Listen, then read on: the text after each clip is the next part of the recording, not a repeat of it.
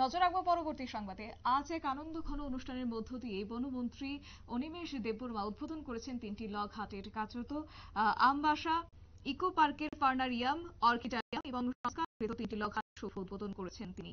আবাসন বন দপ্তর কর্তৃক আয়োজিত অনুষ্ঠানে অন্যান্যদের মধ্যে উপস্থিত ছিলেন গঙ্গা যমুনা প্রাক্তন বিধায়ক তথা বিএসসি চেয়ারম্যান পরিমল দেববর্মা, আমবাসা পৌর পরিষদের চেয়ারপারসন গোপাল সূত্রধর, zonal chairman Premlal Molsom, PCCF আর কে শ্যামল সহ অন্যান্য অতিথিবৃন্দ।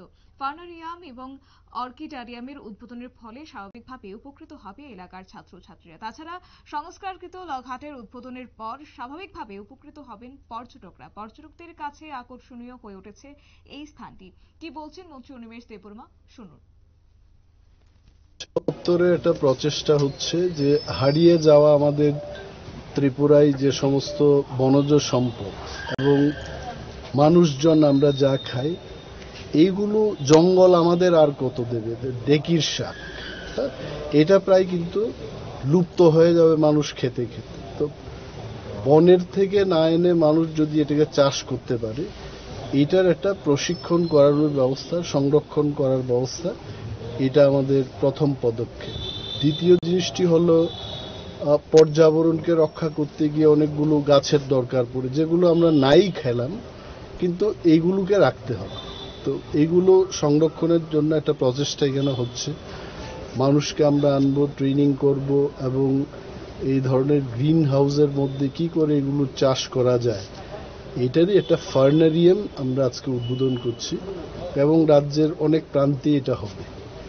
এবং যে জিনিসটা আমবাসার মানুষের যে দাবি যে আগরতলার অক্সিজেন পার্কের মতো একটা পার্ক আমবাসায় করা, আমরা অলরেডি ফরেস্ট হেডকোয়ার্টার লেভেলে আলোচনা করেছি এবং ফান্ডটা ডোনার থেকে বা সেন্ট্রাল মিনিস্ট্রি থেকে যখন আসবে, আমবাসাতে এই ধরনের একটা অক্সিজেন পার্ক করার সিদ্ধান্ত সরকারিভাবে আমাদের আছে।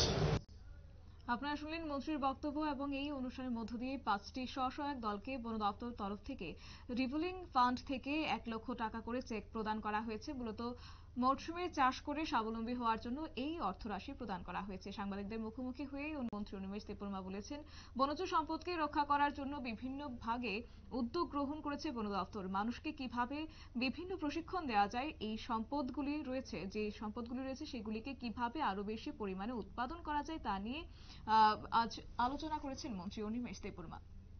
নিয়ে নিচ্ছে ছোট একটি বিজ্ঞাপন বিরতির সঙ্গে থাকুন।